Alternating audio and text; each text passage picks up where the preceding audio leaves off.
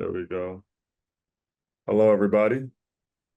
Tayo Adesanya here with Lola Vision Systems. I'm the CEO. I guess I can start by just sharing a little bit about my background and kind of what led me to this particular point here. Um, I grew up, actually was born in DC. Both my parents were immigrants from Nigeria. Um, Decided to move to Chicago at an earlier age. Went to school in this town called Naperville, just outside of Chicago. And it was there that, I began to build my love for technology in general. I always was a basketball kid. If you look at me now, I'm 6'9". I've always had that athletic presence. And actually, I went to Purdue University on a partial scholarship uh, initially and a partial academic scholarship for electrical engineering. All right, so electrical engineering technology. Uh, I always was opening the remote control and helping the family with the home stereo set. Like that's really how I got really involved and to learn more. And then I decided to go to Purdue and learn at a deeper level. And I was very much more interested in the hardware and just working with my hands. And so that led me to the semiconductor industry. But mind you, while I was at Purdue, I was an All-American, was top five in the country in track and field. I was a Big Ten champion. I went to Nigeria, competed, won a Nigerian championship, and I had the opportunity to go pro when I graduated, but instead I decided to go into the semiconductor industry. And I went to go work for a company called On Semi in Phoenix, Arizona. The kind of position that I took was a sales engineering role where I would work on these massive, uh, high volume, uh, mass production products, cell phones, laptops, any type of electronics that would, you know, the goal was to sell them in the millions of units per year. And I'm helping the senior most most senior principal architects put the chips on the board that makes sense for whatever the functionality that they're trying to get out of them. Did that for about 5 years at on semi. Went and got my MBA from Arizona State with a focus in entrepreneurship. I knew I wanted to be a owner at some point in this space, but knowing that these companies are generating billions of dollars per year and the investment and capital it requires to build a company like this, I felt like I wasn't quite ready and I just needed to be more of a student on the business. So once I graduated, I took some time. I went to Germany, worked at with the European Business School in Germany, left left that and then went to Silicon Valley. And I worked at Microchip Technology. That was a great, that was an eye opener. And I'm telling you guys this story because it's important as far as like how I arrived here and what market I see. With Microchip, I witnessed a $3.2 billion acquisition of Atmel at the time. And so you had Microchip that had these processors that's very specific to a processor type. And then they acquired another company that was using ARM processors, which was, still gaining traction, but a lot of engineers were liking that kind of software environment. And I was the seller of both, and I could see and understand what the customers wanted. And that enabled me to just be more intentional about how I worked with the customer, understood and felt what requirements that they had within their systems. And mind you, we're talking about customers like Samsung, like Tesla, Google. I was selling to Nest before Google bought Nest. Uh, you know, they they're buying, 1 cent, 5 cent products that end up still generating millions and millions of dollars of revenue because of the volumes involved. That prompted me to learn a little bit more about the processor IP itself. So I dug in deeper, and I actually shifted my career from selling chips to selling IP for this processors to chip companies. So now my previous employers now became my customers, and including the Intel and Qualcomms of the world that you might have heard about. Um, I sold over $200 million worth of chips and IP in my career. And I got to the point where I was watching the automotive industry transform in front of my eyes. So we're going from gas, oil, and transmission fluid to uh, a data center on wheels. And I don't think people understood the challenge involved with that. Yeah, Tesla, who was using NVIDIA products, by the way, decided that the power consumption was too high and the cost was too high, that they decided to build their own chip internally. And that was actually a move that almost tanked the company because it cost so much to try and do. And they actually came to a company like ours to help them get through the finish line. So as I'm witnessing that and I'm seeing, okay, now Ford and GM and Rivian and all these other car companies are basically giving us RFQs of what kind of chips that they need. So I'm looking exactly at what they require, and I'm seeing the similarities across the entire ecosystem.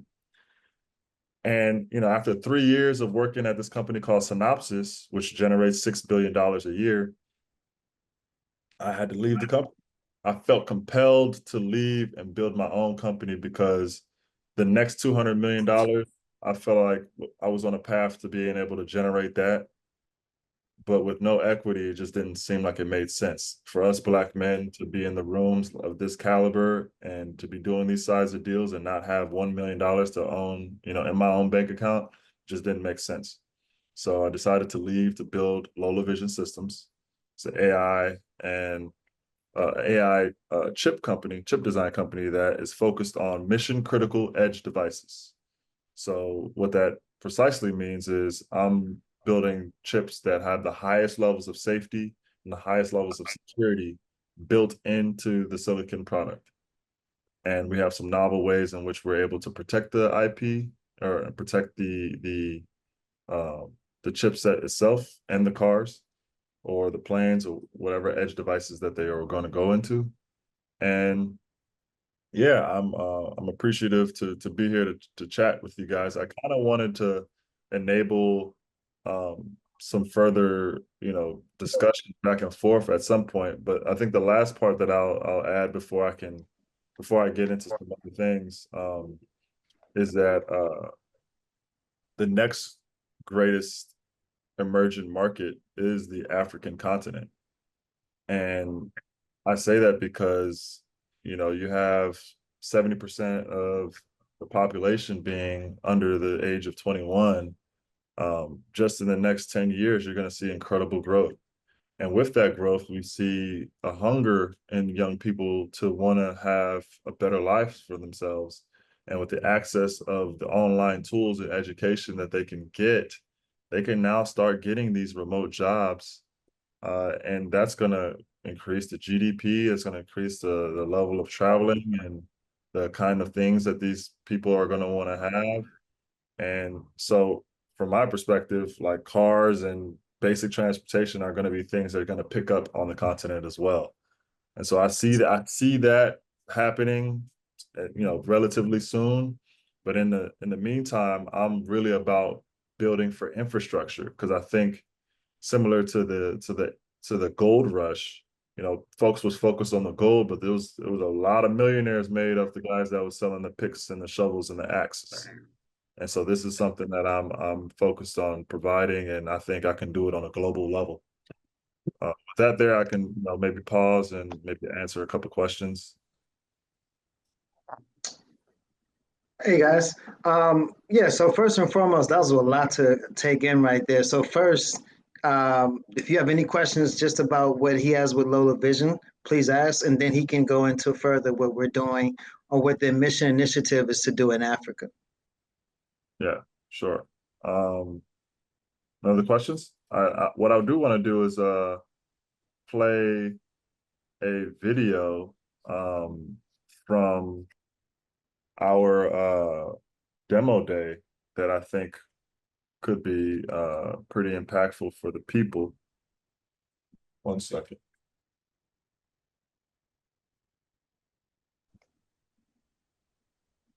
I'm gonna share my screen before I do that. You should have access. Can everyone mute up to make sure? I think there was an echo going last time.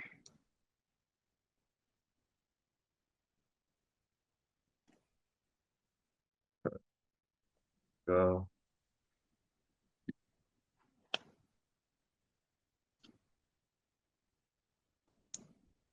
You should have the permissions to be able to share the screen. I got it now. There we Okay. go. Worked out.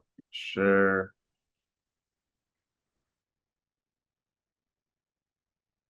All right. Do you guys see my screen now? Yes, sir. All right. Awesome.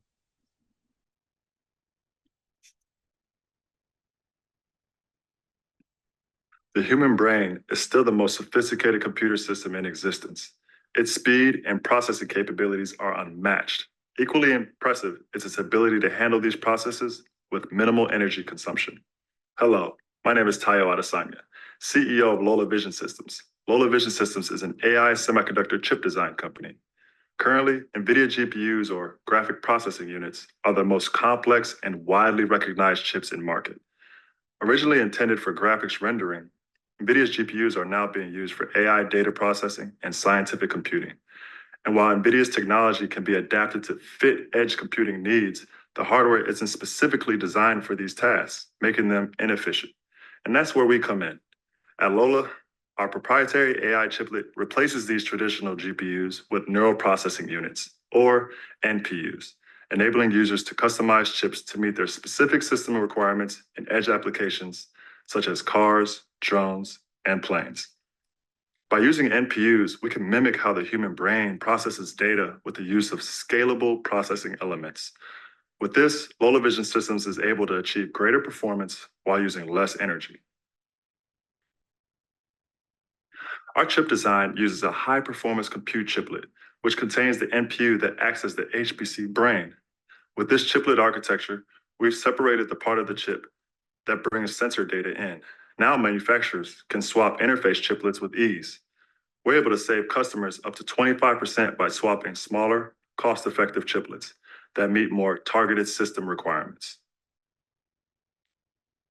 Our next-gen AI computer vision chips can deliver up to 1,000 TOPS, or trillion operations per second, which is up to 4 times faster in performance and up to 6 times more efficient than competing traditional GPUs. This enhances functional safety at a much cheaper cost. For automotive, aerospace, and medical imaging industries, our devices can process data in real-time scenarios, enabling us to save lives by the use of image recognition and generative AI.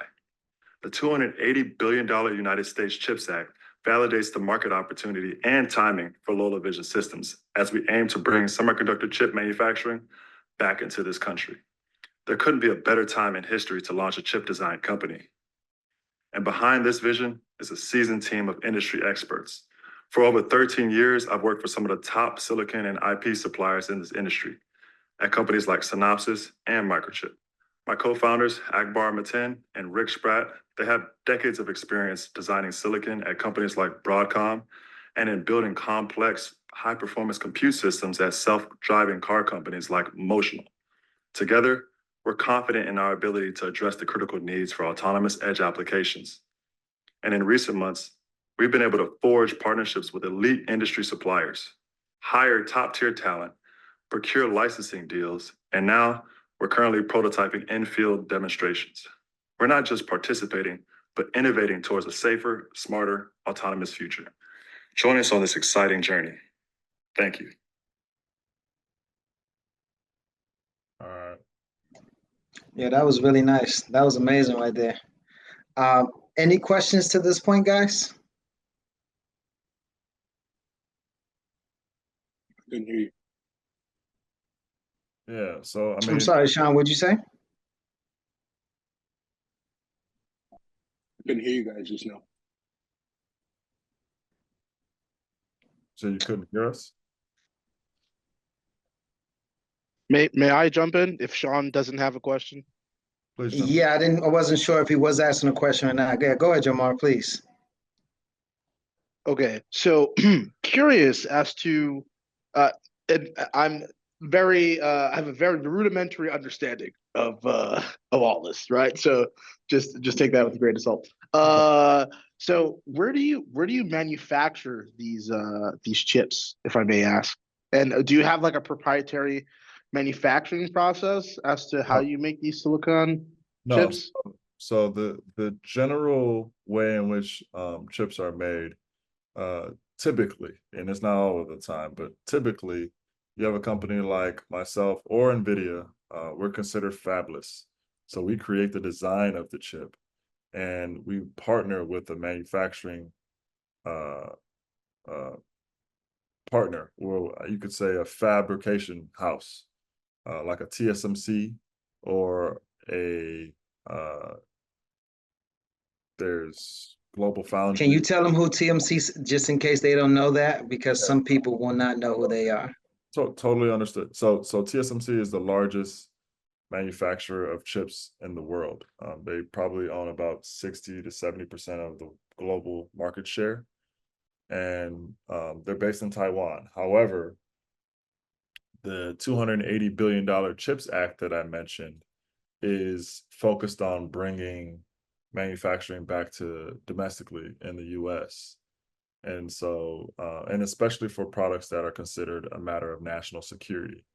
So anything that's computing AI models is falls within that. And in the CHIPS Act, Ohio has actually won some of that funding from the CHIPS Act, with Intel building in the Columbus areas, just like my brother has mentioned in the comments. So, you know, it's one in which there's many ecosystem partners.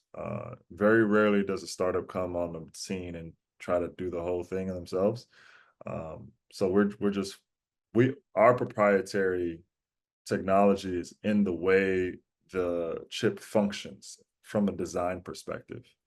Uh, there's several IP partners, of the companies that I've worked at, where I'm leveraging very mature, yet new information to to build around. But there are some proprietary pieces within my chipset that is still very important to be carried out, um, within what I call mission critical devices. Like I mentioned, things that people's lives are at stake. Behind. So you do have a So couple of questions. Oh, I'm sorry, Jamar, were you done? yeah, just one more question, if that's okay. So your Sure. chips essentially, when you say mission critical devices, like on a sat phone, right? Like an Iridium, type of phone where you're in a location where there are just no cell phone towers, right? You're like stuck in Antarctica. Your Yep. chips would go in those type of phones, right? No, they would more so go into mobility products. But what would happen is in a place where there is no cellular connection, the chips that I'm enabling would allow for the products or the vehicles themselves to still understand its surroundings and make on onboard decisions in real time. Because most of what I'm building around is roughly is around computer vision.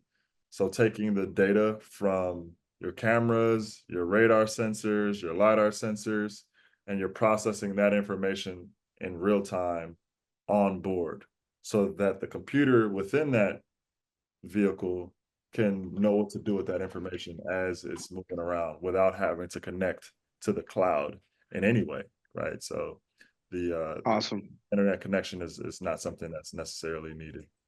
That's awesome. All right, got it. Thank you. No problem. We do have a question in here. So someone asks, is the angle to manufacture and or sell IP?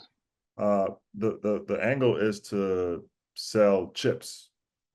And so the IP would be utilized within the chip in the design of the chip. Later on, if we have a collection of IPs that other chip manufacturers is willing to purchase from us, we could angle that as a growth strategy, but that's not something that I envision us doing or within these first 4 or 5 years. All right. One question just on my end. How long or what company, what countries are in Africa are most set up for this kind of industry? Kenya, South Africa, and maybe Nigeria. I say that because Kenya already has some partners that I know of that are manufacturing chips, which is nuts. We are in 2024, and there is a Kenyan chip manufacturing company. And they also are building technology to reuse wafers, which has never been done before. Wafers is basically what you cut down to make the chips from, the silicon wafers. And so I find that fascinating. But they came on with that delegation that came to visit with the president in DC just a couple weeks ago. I remember that. Yeah. We're definitely there, and Prosper Africa does some work with them. So there's a lot of interest, and I think I just, as I was saying earlier, man, that's the growth. That's where it's gonna grow for sure, for sure. And I don't need to like necessarily be doing a whole ton right now, specifically in Africa, to catch that growth. I just need to build. And the moment I have a chip that's done and completed, now mind you, it takes about 3.5 years to get to the chip now. But that's not a process that you want to rush because you want to get it done right the first time. And because it's a matter of national security, you just want to take your time with it. But nonetheless, once that is shipping, I can take that to Nigeria, I can take that to Kenya and branch and provide those guys with the opportunity to leverage my device in their products because they're also trying to build manufacturing themselves. We think about the GDP and the workers and just providing jobs, like they want to build themselves. They're tired of purchasing vehicles from China.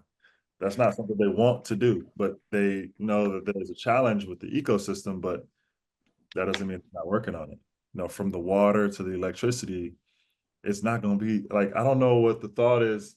For some reason, the rest of the world thinks that there's going to be problems with electricity in Africa forever when we have all these technologies that can utilize renewable energy, which they're more primed and set up for, which would be cheaper for them there to leverage renewable energy to provide what's necessary for commercial manufacturing to happen. And once that commercial manufacturing is powered or has enough power to generate to facilitate that, and you have enough fresh water or water coming from different sources that's necessary for the manufacturing processes, then you're talking about jobs. You're talking about jobs. Somebody's going to fund it.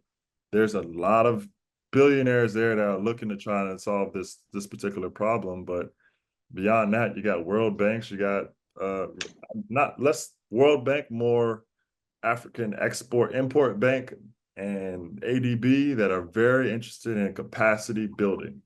And they're spending billions of dollars on multiple deals to enable this.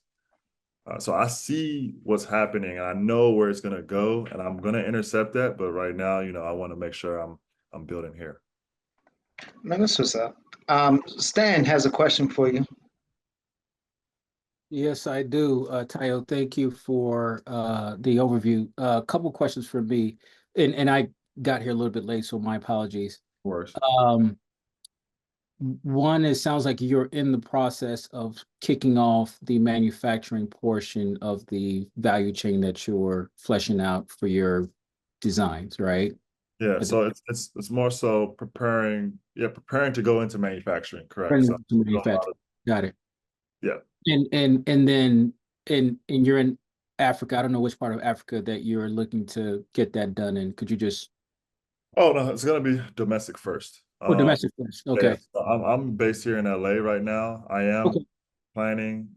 It's looking like I may end up moving my headquarters to Atlanta, just because Okay. I see an opportunity to build a new deep tech ecosystem there Yep. alongside tech and there's HBCUs that are interested. So I think there's a lot we can do there. But I also will remain to have a team in Silicon Valley as well. So Gotcha. the Milpitas areas where I have an office right now. Gotcha. Well, definitely we welcome you in Atlanta whenever you're Oh, you know, oh, awesome. Yeah, a- I'm looking absolutely. for more reasons. So just please, Yeah, definitely. I've got like 10, but we won't get into that right now.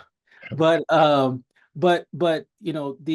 reason why I'm asking those questions is because I'm really trying to tie it back to um why Taiwan has such a chokehold on the value chain for chips, right? I like to hear your perspective, question. because I know just the geopolitical challenges that Taiwan poses. Folks tend to not think about why Taiwan is such a hotspot between China and the US. But would love for you to just kind of share your perspective on why is it that Taiwan seems to have such a unique chokehold on it when technically, yes, the $200 billion bill should enable us to replicate and build that capacity and capability here, right, within the US. But why is that not so straightforward? There's two things I think. One, culture. They have a very strong educational culture on science and math and technology. Like from an early young age, those kids are getting after it. And I don't see that too far from my Nigerian background and culture. We praise the scientists, doctors, lawyers in the same kind of way. So that's one thing. Second is the government intention. They have invested in this space in the biggest of ways 20 years ago, 30 years ago, probably, actually, if you really think about it, like 30 years ago. Yeah, because as the early stages of manufacturing was happening here in Silicon Valley with Fairchild Semiconductor and Intel. Intel was like the behemoth. They manufactured their chips, they designed and manufactured their chips. And then at some point, it just became too expensive because China and Taiwan had made it so where the sheer size and scale of those facilities just brought the cost way down. And so a lot of the OEMs, the manufacturers of different electronic products were faced with the difficult decision of going with a foreign manufacturing process that's much cheaper and paying the tariffs and taxes to ship it. And then over time, TSMC just began to balloon, but they've been the leaders for this damn near this whole entire time. They just kept growing.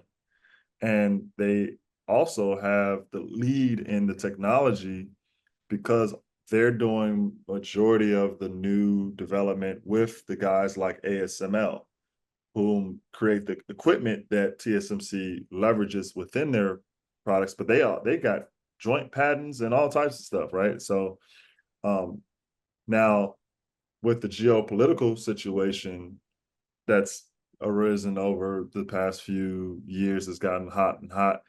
We now see in the US the implications of what could happen if China just goes there and reclaims Taiwan under their umbrella or under their country. And so, and mind you, this is a world problem because, like I said, roughly 60% of the world's chips is being manufactured from there. So it's not like just us that should be worried, it's the whole world. So now countries and regions around the world are also thinking about how to domesticate their manufacturing process. And that's just something that's ongoing. So with the CHIPS Act was created to jumpstart the movement of manufacturing readiness stateside. But what's in my assessment, it's not enough. It's not even close. You need way more than 280 billion to make the shift. But what you can do is focus on what they call the critical emerging technologies, which the White House has designated, and it includes, quantum computing, AI chipsets, and other communication devices, long range and short range, that I think the U.S. wants to now begin to bring on board onshore. And so all of these defense agencies also, find a need to upgrade all the equipment, all the aircrafts and all the combat vehicles. Everything needs to be overhauled. And so how are they going to do that if they have to depend on their adversaries, or places that are near their adversaries to get all of that? So I think there's a combination of things that are happening. And just one final thought from me, and that even sounds like that even goes to the very beginning of the supply chain, which is the rare earth minerals, right? That also feed into the manufacturing of the chips, and so anyways, very, very interesting. Thank you. No problem. No problem. I hope that wasn't too comprehensive of an answer, but I think about these things in a lot of different ways, and which is why I even out of the CHIPS Act money, there's a large portion of it that's centered around workforce development. So this is also where us as Black people can like literally will each other out of poverty by focusing on a segment that has inevitable growth. We do have a couple of comments that have been made while you were doing that. Thank you, Stan. So Jomar did say the U.S. invested a lot into infrastructure 30, 40 years ago, right when China started industrializing. We have another question here for you. It's asking, are you currently on a raise? Can you talk a little bit more about that and where you are at? Yeah, sure. And this is likely why we're, on the call at this moment. I've since my Techstars demo day pitch presentation, that community is huge, humongous. I've been getting hit with emails just about every day since it happened, with investors that want to meet and talk about my seed round. And so, yes, I'm actively raising a seed round of $7 million. We have quite a few that's committed to investing into the seed round, but we're still looking for a lead investor. And we're having several conversations with potential interests. But the lead investor is somebody that we're looking to engage to come in at around $3 to $3.5 million to lead and set the terms for the rest of the participants that are in that round. However, while that is happening, I also felt like it makes the best sense in the world to open up an angel round concurrently, because I want to be able to leverage folks that are within my network that may not necessarily have the millions of dollars, but still want to participate in my in my company and join my cap table. And the angel round will be the best way to be able to do that. I've capped it at 500K, but I really only need about 50K to really get to where I need to go. In the meantime, while I'm working to close that larger seed round, and within that, I'm going to incentivize the angel investors by giving them better terms than the seed investors will get. So the $7 million seed round is likely going to come in at somewhere between 20 to 25% ownership, which would put that valuation at roughly $30 million, right? But for the folks that are interested in my angel round, I'm going to put the valuation cap at $15 million. So meaning when you invest now, by the time I close my seed round, the value of your investment will have doubled just in a matter of a few weeks.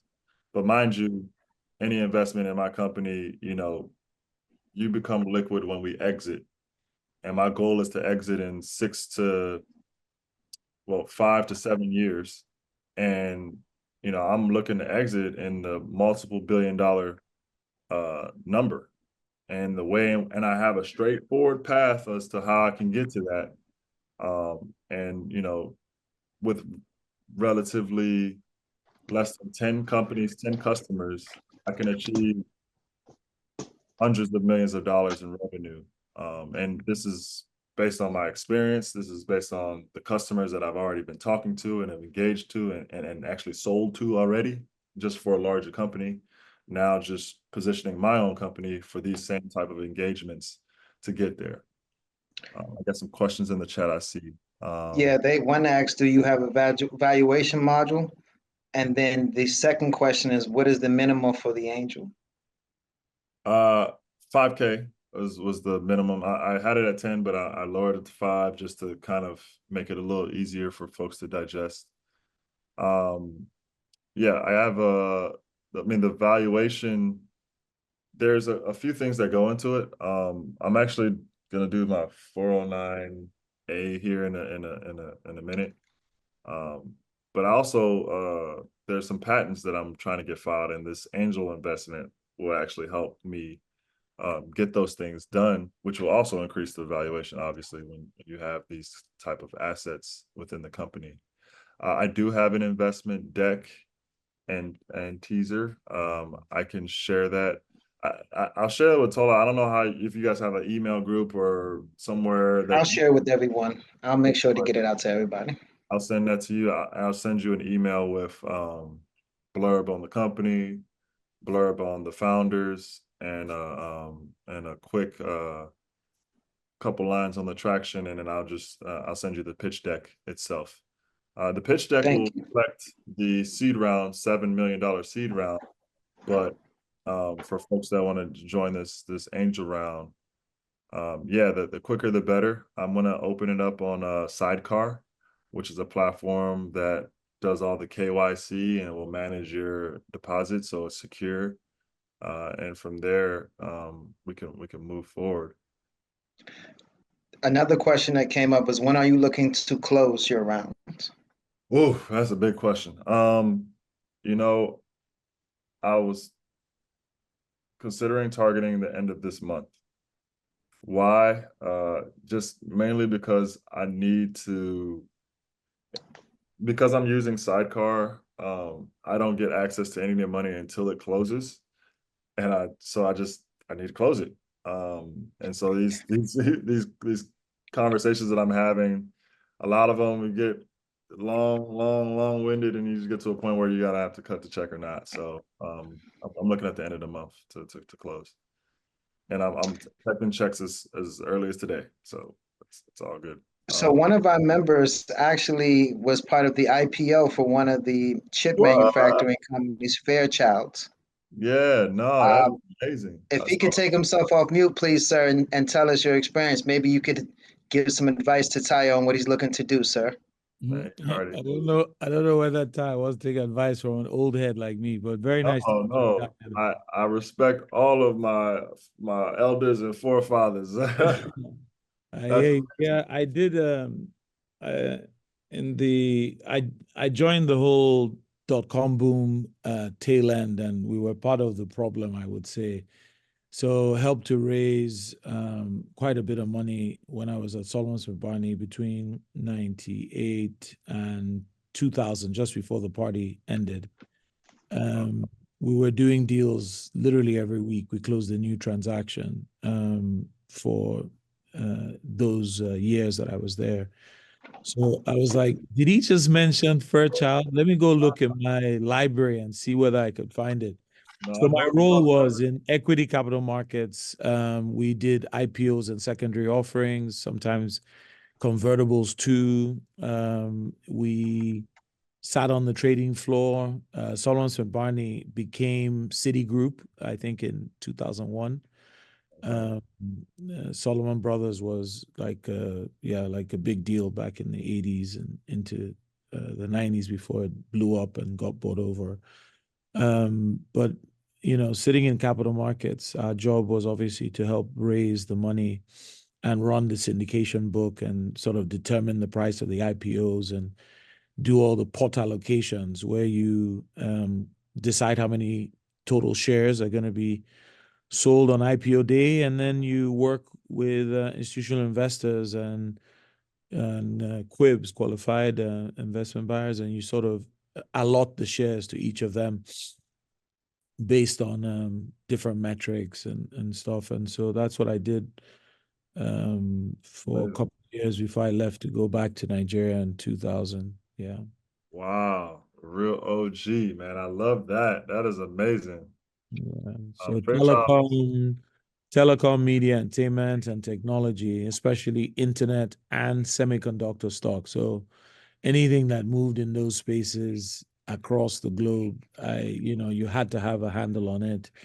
And in fact, a lot of the Southeast Asian companies, Taiwan included, but whether it was AMD or whomever, when they would come to New York to list, it would be my desk that would run it and sort of start to finish, close the transaction and raise the money for them, mainly through American depository receipts because they were offshore companies that were listing in the US. But happy to, meet you and, happy to do a session and help in any way possible to get, to your own. Sorry, I missed the earlier part of the call. I was finishing up something else, but I'd love to get the deck, read up on it, and then see how I can add value to you just to make sure that, you're successful, even if you don't participate. Yeah. Man, I really appreciate that. Definitely, I'll send my contact information. Or maybe I can get your email address. I don't know if you could put it in the chat or something, and I can email you offline. No, I'll set you guys up directly. But I know him very well as well, so Great. you're in good hands. Love. That's much appreciated. All right. Any other questions? Please, even if no question's a dumb question.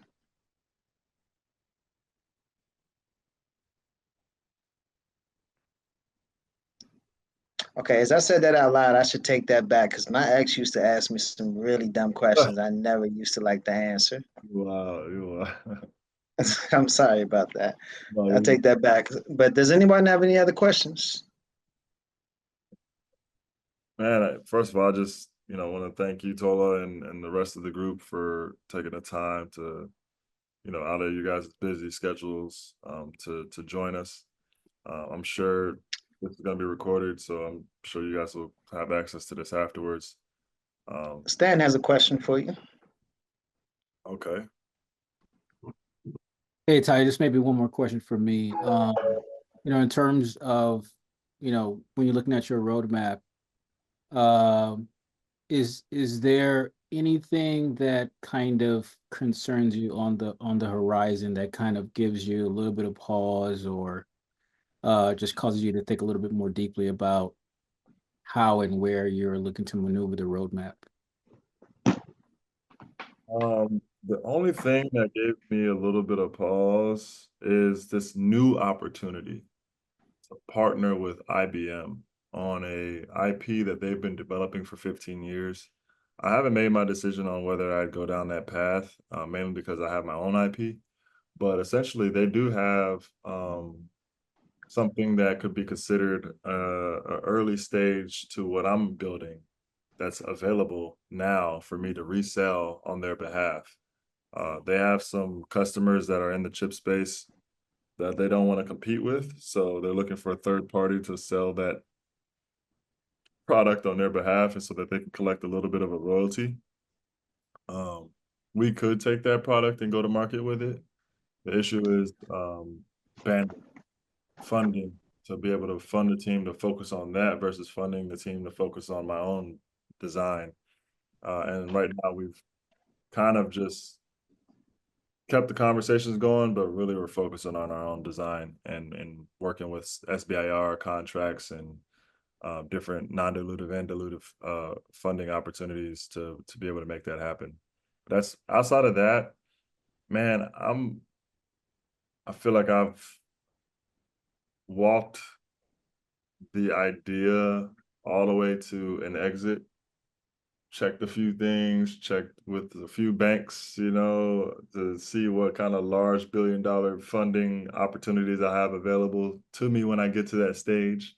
And I've just walked all the way back to where I'm at now. And I think I'm on a pretty solid path. Of course, there's going to be roadblocks and things that might get in the way, but I don't think there's nothing that scares me or keeps me up at night from that perspective. I think everything that's in front of me is what I'm trying to get across and get to the other side of. Because with this seed investment will significantly push my company to a new stage with resources that we can actually get some products in front of customers with. And so that's really been the focus right now, and doing the things to get the traction that or different investors want to see is also what I've been focused on. So like that's where the patenting process comes in play, and just making sure that I can really defend the business with the technology that we're building. Yeah, beyond that, once we get past this stage, man, it's gonna be even more exhilarating, I can see. Awesome. Yeah, focus is always focus and trade-off. Yes, Yeah, yes. good Yes. stuff. Why, if you don't mind me asking, why Atlanta? Why not like how everyone else is doing? Arizona, the middle of nowhere, Ohio, North Dakota. Why Atlanta? That's so expensive. Well, I think it's really relative when you think of expensive, right? I'm coming from LA, so it's really it That's is fair. kind of expensive, but it's not like the most craziest numbers I've seen. The other reason is because my daughter lives in Atlanta. She's 5, she's about to turn 6. I just need to be a little closer to her on the regular, even if I'm going to be traveling and making all these movements.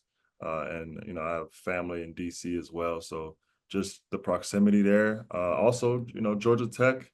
Georgia Tech is one of the ones. Right there with Purdue. I mean, and then I also think about the proximity to HBCUs that are interested in this space. I think I can really build an ecosystem. I'm talking about competitions, accelerator programs, just learning opportunities for these kids and these young adults to come into the know and they understand what what exists. I see Stan. I see you, brother. Hey, he said, no Tola, come to Atlanta. I lived in Arizona for 5 years. I loved Arizona. That was actually a place I considered going back to, but you know, relative to, and it is affordable, but relative to the geography and even just trying to fly to Africa a little easier, you know. They got direct flights from ATL for sure. Man, I bet. Thank you so much. While we're on here, do we have any other questions? He is going to get out to me all of his pitch decks. I think I have some of it Yes. already from our last conversation last week. I got one more question, I think, in the comments. Investor would ask about traction. How would you address my traction at this point? I think my traction is has been pretty good. We've qualified over 30 different customers that could utilize our product, from the defense agencies, Air Force, Army, um, just the different DoD agencies that are putting out solicitations for the types of technology that we can provide, to the commercial OEMs, to the drone companies. Tola's company could use what I'm building. And then, you know, but the thing that had me leave my company was the automotive OEMs requirements. It's I mean, I see, you know, for instance, a company like Stellantis. And mind you, the Stellantis's head of Venture Studios is my mentor. I talk to him weekly. I have for the past 12 weeks since TechBall started, and they ship 6 million cars a year under all their brands. If I was just to penetrate 2 million of that number for a chip that costs anywhere from $100 to $200 a piece, that's crazy numbers, you know? Like we're talking anywhere from 50 to $200 and $400 million numbers. Now, granted, it's not going to just scale automatically to that number, but for sure, a viable opportunity that's really real. And it could take about 18 months to sell to a company like that, but that 18 months is well worth it. Kid you not. Chuka? We have a question for you. Please go ahead. Chuku, I see Thank you. you. Yeah. So in terms of, again, sorry that I missed the earlier part. Tola had sent me a bunch of information, including your Techstar video. So I'm going to go watch that afterwards, and maybe we can do another session. But I wanted to ask, there was a question or there was a comment about critical minerals or rare earth minerals. What do you source for the stuff that you do? Yeah, so I'm not necessarily as involved with the rare earth minerals, but they're taking silicon and a lot of different sources at the fabrication facility. So Okay. for me, I'm just focused on the design. I Yeah. build to a GDS2. I send the GDS2 to a Global Foundries or Intel or whomever I end up working with, and they deal with all of the not only rare earth minerals, but a lot of the different liquids and gases that are involved in the process. Lithium, graphite, all that stuff. Okay. And so if there was, say, a car manufacturer, like an EV manufacturer, I don't know whether you've heard of Jego in Nigeria, Frederick. I know Frederick. Yep. Okay. So would they be someone you would work with? I think eventually, I think that's a growth strategy to that. Because right now, from what I understand, they work with a manufacturing partner that Right. has kind of created some of their prototypes, alongside with them and what their requirements are. But I think they're leveraging existing parts and things that they can get their hands on a little quicker, right? Right. And so when my chipset is available, let's just say by 2027, I think that's when like a conversation really would need to be had. And maybe even before then. I'm open to obviously talking with him and investigating what that would look like. But I see us on these somewhat similar journeys. Like he's getting off the ground and he's entering and doing contracts to build out his fleet. I've been paying attention from afar, but I think when he gets to the point where he's ready to redesign the vehicle, Right. I think that'll be a good opportunity for us to showcase what we can do to enable his vehicle to now become self-driving if it's if that's something that he wants to add as a capability feature. Understood. And what of say the military application, say in Africa, where would your opportunity there be? Yeah, any of the manufacturers of the aircrafts, or now I see Nigeria's getting into space. I think they put up a space division. Yeah. Yeah, like I absolutely would fit in those cases, and even combat vehicles. Okay. Because Ford, for instance, would be a great opportunity for me to sell to a company like them, or Invincent. What is it called? Invent. innocent.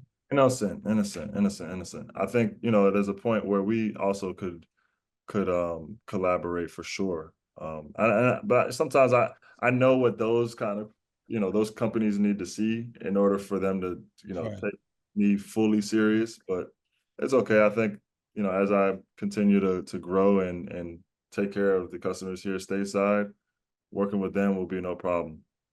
I agree with that. I think you got to focus on the low-hanging fruit. Exactly. You have some projections in your numbers that you have to meet and beat. And once you're, say, 2 years in that process, Exactly. and any other conversation could be had, I believe. But anyway, I was just asking that because you mentioned the satellite. I have the the lady who runs it on speed dial because we're friends from when she was before she went to Meta, and then after she came from Meta to join the Nigerian communication satellite company, which, by the way, they're about to launch 2 new satellites to add to the one that they currently have. You know, there could be there could be some really good work there, you know, that one could do as they're thinking about the solution. You know, there might be some design stuff you could play. 100%. I mean, I was talking to Tola about this hyperspectral imaging, being able to compute what the images are being processed from there locally within the satellite, so it doesn't necessarily have to spend so much time sending information back and forth. You mean the whole latency issue?